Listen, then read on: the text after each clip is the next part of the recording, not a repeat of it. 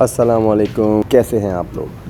जी, तो मैंने सोचा कि मैं अपना एक्सपीरियंस ट्रैवलिंग आप लोगों से शेयर करूं, ट्रैवलिंग एक्सपीरियंस।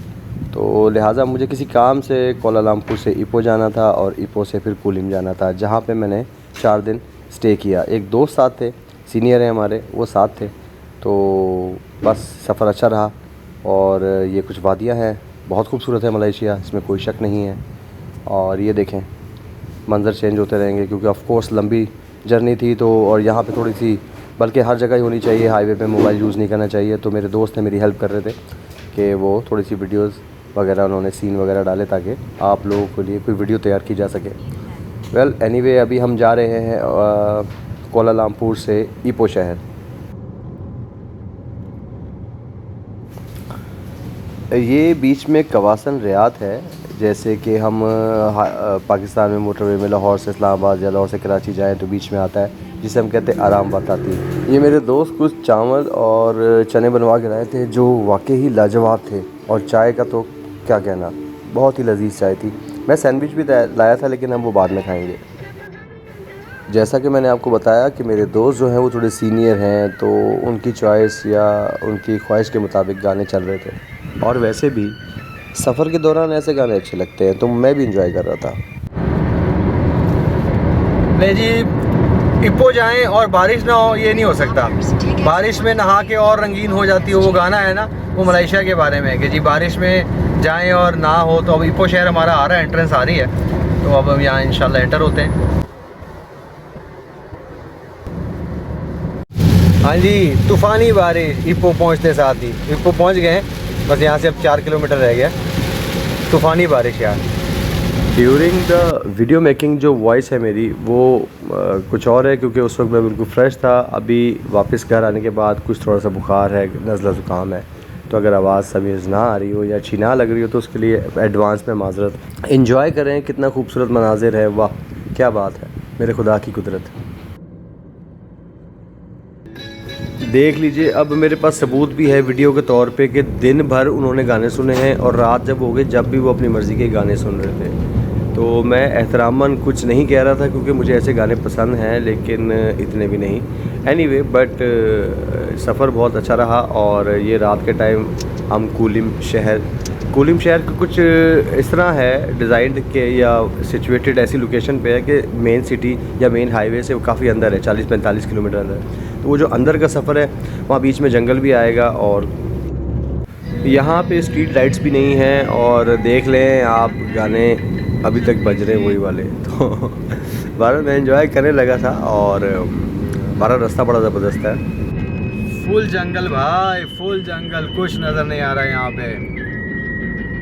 फुल जंगल, बियाबान जंगल।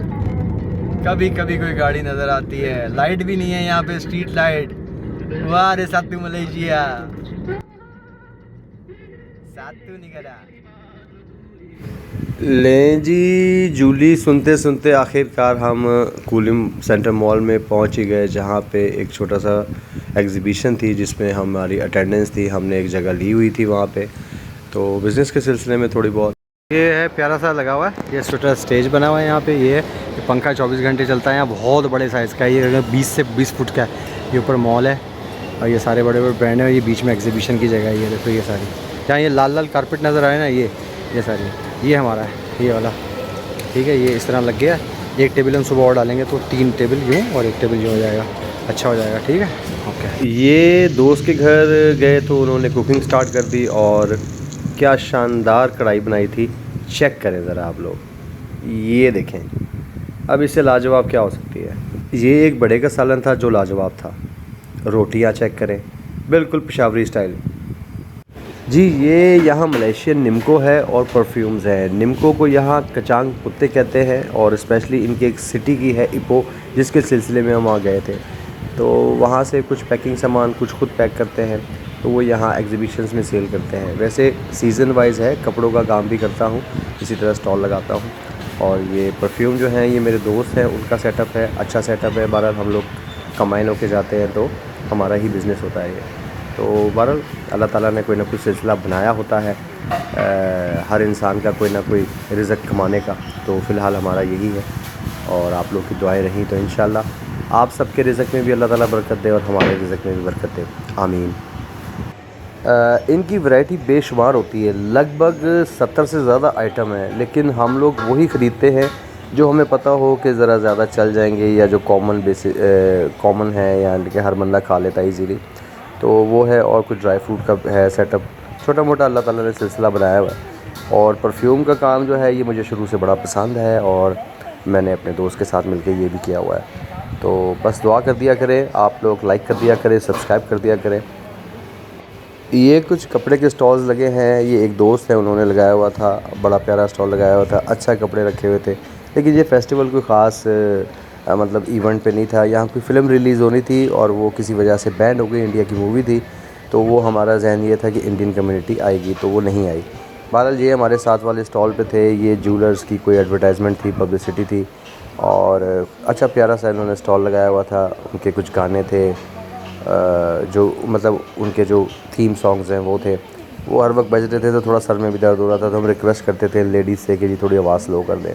ये उनके कोई पम्फलेट थे और ये एक लकी स्पिन था इनका, इसमें कुछ करते रहते थे वो, और ये सैम्पल्स के तौर पे उन्होंने कुछ रखे हुए थे, बेसिकली ऐसा ही कुछ था। और ये बिल्कुल साथ अगरबत्तियों की दुकान और जो भी रिलीजियस किस्म की जो मतलब जैसे कोई घर में दावत है या कोई इबादत की है तो उस पे जो खुशबू लगाई जाती है वो है।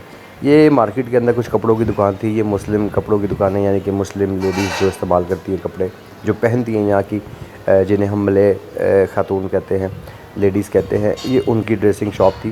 प्यारी दुकान होती है ये, हमारी पाकिस्तानी ख़वातीन भी इस किस्म के कपड़े पहन लेती हैं यहाँ पे, बड़े प्यारे होते हैं, अच्छे स्टाइलिश भी होते हैं। और ये ज्वेलरी नो डाउट औरतों की कमज़ोरी होती है और ये सबसे ज़्यादा चलते हैं, जहाँ पे भी जाए सबसे ज़्यादा ज्वेलरी का आइटम सेल होता है। तो ये हमारी फ़ील्ड नहीं है, क्योंकि ये फ़ील्ड छोटी फ़ील्ड नहीं है, इसमें इन्वेस्टमेंट भी बहुत बड़ी दरकार है और इसमें बहुत सारा मटेरियल चाहिए होता है, बहुत डिज़ाइन चाहिए होते हैं, बहुत अप टू डेट रहना पड़ता है फैशन से। तो आई थिंक ये थोड़ा काम इतना आसान नहीं है। तो बहरहाल इसका शौक़ भी है थोड़ा थोड़ा, लेकिन ये इसके लिए बजट दरकार है। आप ये देखें ना कि इन्होंने इस शॉप पे मेरा नहीं ख्याल, मैं कुछ नहीं कह सकता, but I think in my personal opinion कि ये 1.5 से 2 लाख रुपए रिंगिट का सेटअप होगा। आई थिंक ये इसका मतलब पाकिस्तानी करेंसी में देखें तो करोड़ 1 रुपया और इंडियन करेंसी में देखें तो 30-1 लाख रुपए का सेटअप होगा। ये आप चेक करें ना कि कितनी ज़्यादा क्वांटिटी में, कितने ज़्यादा डिज़ाइंस हैं, कितने ज़्यादा साइज़ हैं, कितनी ज़्यादा वैरायटी है और ये आर्टिफिशियल ज्वेलरी है। तो मतलब ये दोस्त है, सलाम दुआई होती है, इन सब हर बंदे से सलाम दुआ जाती है। तो इन्होंने वीडियो बनाने दी, इजाज़त दे दी तो मैंने बना लिया, हालांकि ये आम रूटीन में बनाने नहीं देते। तो बहरहाल एनीवे बड़ा अच्छा काम है ये इनका, और अगर मार्केट में थोड़ा बहुत चलता है तो ये काम सबके ही चलते हैं जो ज्वेलरी बेचते हैं। ये एक गाड़ी वहाँ पे हर मॉल्स के अंदर जो है ना प्रमोशन लगी होती है। ये फर्स्ट फ्लोर पे होंडा की प्रमोशन लगी हुई थी, नीचे जा रहे थे तो प्रोटोन की लगी हुई थी, जो मलेशियन अपना पर्सनल उनका अपना ब्रांड है प्रोटोन। बहरहाल हमने ये इसको कवर कर सके होंडा को, और no doubt Honda is a classic car, हर यंगस्टर्स की और काफ़ी लोगों की चॉइस है, मलेशिया में भी चलती है। अब हम ये यहाँ से फ़ेस्टिवल ख़त्म करके वापस जा रहे हैं और कोई ख़ास काम नहीं हुआ। और ये डे टाइम का व्यू है, ये वही व्यू है जो नाइट टाइम का मैंने जब हम आ रहे थे तो नाइट टाइम में था, अब डे टाइम में है। अब ये हम घर की तरफ जा रहे हैं। बहुत खूबसूरत है मलेशिया, ये पाम ट्रीज़ आ जाती हैं, सारे रास्ते बहुत अच्छे हैं, बड़ा मज़ा आता है ट्रैवलिंग करने का यहाँ पे।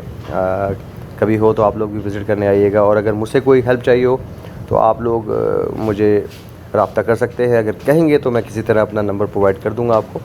अगर आप मुझसे बात करना चाहें, मलेशिया के बारे में कोई इन्फॉर्मेशन लेना चाहें तो मैं हाज़िर हूँ जनाब, जो मुझे पता होगी वो मैं ज़रूर आपकी रहनुमाई कर दूँगा।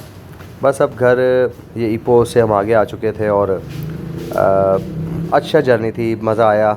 बस काम नहीं सही चला तो इतना ज़्यादा खुशी नहीं थी, थोड़ी बोरियत सी हो रही थी। बहरहाल फाइनली हम लोग घर पहुंच गए हैं, मैं घर पहुंच गया हूं। और चले आज की वीडियो यही ख़त्म करते हैं। लाइक और सब्सक्राइब कर दीजिएगा, शेयर कर दीजिएगा। जज़ाकल्लाह।